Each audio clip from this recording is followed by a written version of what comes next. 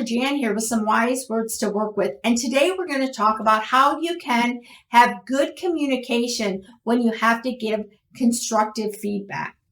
I'm a firm believer that you can have a very, very difficult conversations and you can do it in a kind and gentle way. And one of the first things that you can do is you can think about authentically the good qualities that that person has that you're going to talk to.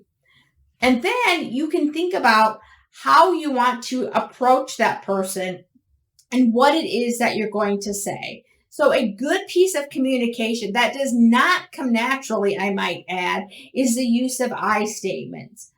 I'm glad you're watching this video. I appreciate your giving me feedback and reaching out to me and having comments about what I can do to better support you. That's an I statement. Here's an example of a you statement. You should be commenting on my videos. Why aren't you giving me a thumbs up? Those things are very, very different in how we approach people in communication. I statements, I'm taking responsibility. You statements, I'm putting you on the defensive. And when someone is on the defensive in communication, it's basically worthless. Because when you're on the defensive, you're not listening. And the point of good communication is that I am speaking and talking to you and you're listening to what I want to say. And so another example of good communication is being able to provide authentic compliments to the person about their strengths. I don't want you to say something like, well, I really love those green earrings you're wearing, Jan. That may not seem authentic. So before you go in and have conversations, think about something that you truly believe that person is good at.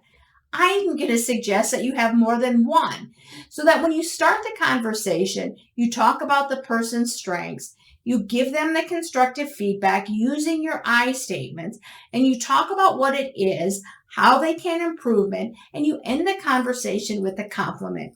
You can call it the sandwich or the Oreo or whatever you want, but cushioning those difficult conversation and that constructive feedback is very, very authentic. But if you are not authentic, then you are losing out on the cushion effect. And the other thing, and when you're having constructive feedback, is don't just tell them what's wrong. Tell them where you want them to go.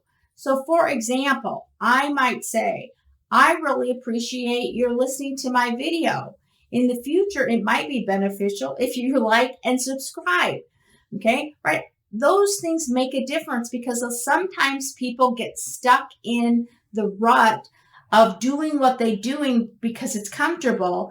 And if you're helping them, you're giving them the constructive push to improve their behavior. And you're cushioning that, with compliments.